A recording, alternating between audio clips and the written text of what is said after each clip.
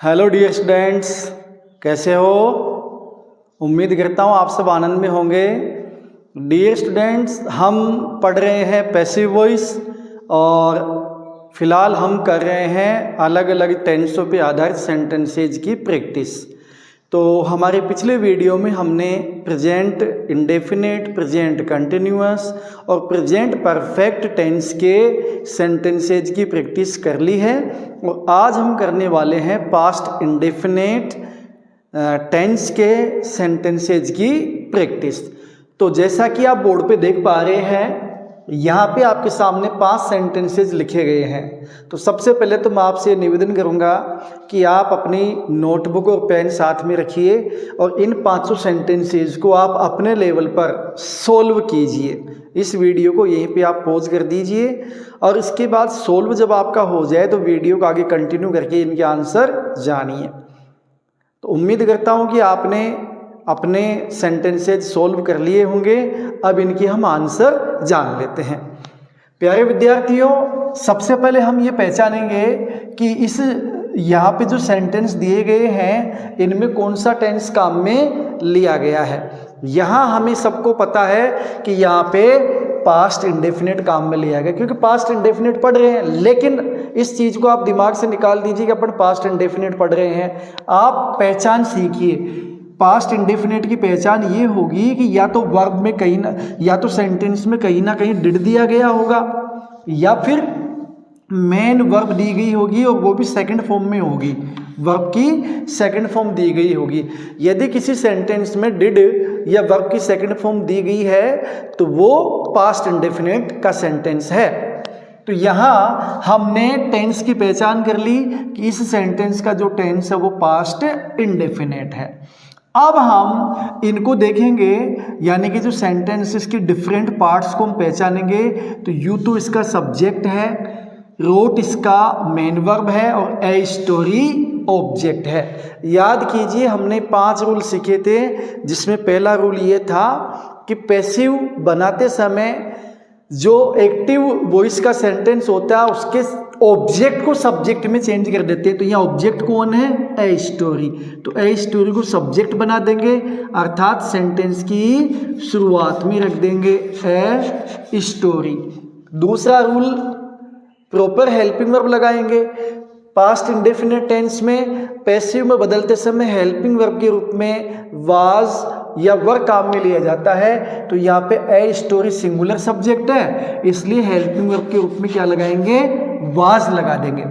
आगे तीसरा rule, main verb की थर्ड फॉर्म। मेन वर्ब है रोट, तो इसकी third form written, WRITTEN, write, wrote, written. तो ए स्टोरी वाज रिटर्न। आगे का रूल ये था कि मेन वर्ब की थर्ड फॉर्म के बाद क्या लगा देंगे? बाई लगा देंगे। तो ये बाई लगा दिया हमने। और एक्टिव वॉइस का जो सब्जेक्ट है उसको हम ऑब्जेक्ट में बदल देंगे। तो ये हो जाएगा यू में ही चेंज हो जाएगा। ये हम पहले पढ़ चुके हैं। आगे देखिए नेक्स्ट सेंटेंस, ही सा। प्यारे विद्यार्थियों, SEE का मतलब होता है देखना और इस सी की सेकंड फॉर्म है सा। तो ये भी पास्ट इंडेफिनिट का सेंटेंस हो गया। तो अब वही रूल, सबसे पहले हम क्या करेंगे? ऑब्जेक्ट को लिखेंगे। ऑब्जेक्ट कौन है? A nice picture. ये पूरा का पूरा ऑब्जेक्ट ये बनेगा a nice picture, PICTURE। Helping verb आपको पता है वाज या वर लगानी है। A nice picture singular subject है तो हेल्पिंग वर्ब लग जाएगी वाज। अगला रूल, मेन वर्ब की थर्ड फॉर्म, सा की थर्ड फॉर्म होती है सीन। उसके बाद BY बाय लगाओ, बाय। और ही जो दिया गया है इस ही को ऑब्जेक्ट में बदल देंगे और ऑब्जेक्ट क्या हो जाएगा? Him, HIM, him. ये इसका क्या हो गया? ऑब्जेक्ट हो गया। नेक्स्ट सेंटेंस है she did not sing a sweet song. ये एक नेगेटिव सेंटेंस है, तो नेगेटिव को नेगेटिव में चेंज करेंगे, यानी कि हेल्पिंग वर्ब के बाद नोट लगा देंगे। तो सबसे पहले तो देखो कि शी क्या है, सब्जेक्ट है, डिड हेल्पिंग वर्ब है, नोट नेगेटिव वर्ड है, सिंग मेन वर्ब है और ए स्वीट सॉन्ग इस सेंटेंस का ऑब्जेक्ट है। पहला काम हम ये करेंगे कि जो ऑब्जेक्ट है उसको सब्जेक्ट बना देंगे। तो ए sweet SWEET sweet, song SONG song. अब हेल्पिंग वर्ब टेंस की पहचान अपन ने कर ली, डिड आ गया, बिल्कुल एकदम क्लियर है कि पास्ट इंडेफिनिट है। तो हेल्पिंग वर्ब या तो वॉज या वर, तो सिंगुलर सब्जेक्ट है, कैसे पता चला, ए लिखा हुआ आगे, तो हेल्पिंग वर्ब के रूप में क्या लगा देंगे, वॉज लगा देंगे। तो ए स्वीट सॉन्ग वाज। अब सिंग की थर्ड फॉर्म लगाओ, तो सिंग, सैंग, संग, यानी SUNG। तो ये हो जाएगा वाज, सॉरी यहाँ पे क्योंकि नेगेटिव सेंटेंस है ना, तो यहाँ पे नोट है, तो वाज के बाद नोट भी आ जाएगा।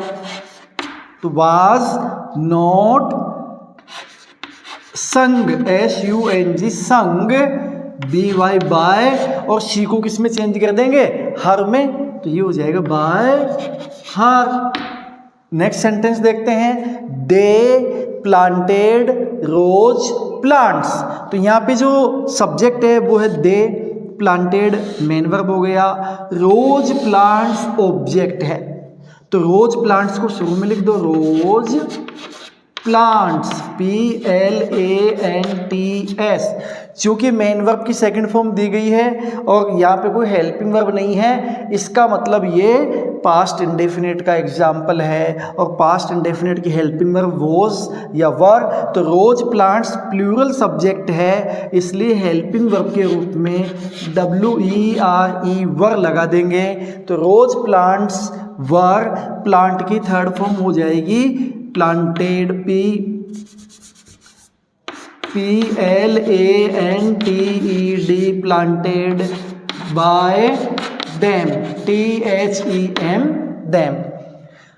तो सेंटेंस का मीनिंग पैसिव बनाते समय मीनिंग चेंज नहीं होगा, केवल सेंटेंस का स्ट्रक्चर चेंज होगा। जैसे देखिए, दे प्लांटेड रोज प्लांट्स, उन्होंने गुलाब के पौधे लगाए, और यहाँ होगा rose plants were planted by them, गुलाब के पौधे उनके द्वारा लगाए गए। तो मीनिंग सेम है, केवल स्ट्रक्चर अलग है। Gopal cleaned this room, Gopal ने इस रूम को क्लीन किया।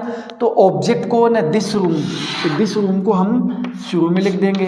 तो दिस रूम सिंगुलर सब्जेक्ट है, हेल्पिंग वर्ब वॉज लगा दो, वॉज मेन वर्ब की जो क्लीन है इसकी थर्ड फॉर्म यही रहेगी, सेकंड फॉर्म और थर्ड फॉर्म सेम है, CLEANED cleaned by Gopal, GOPAL Gopal. तो प्यारे विद्यार्थियों, ये हमने पास्ट इंडेफिनिट टेंस के सेंटेंसेज की प्रैक्टिस की। उम्मीद करता हूँ कि आपने जो सेंटेंस बनाए और मैंने जो सेंटेंस बनाए वो सेम ही बने होंगे। अगर सेम बन गए हैं तो आप धन्यवाद के पात्र हैं कि आपको पैसिव वॉइस समझ में आ गया है।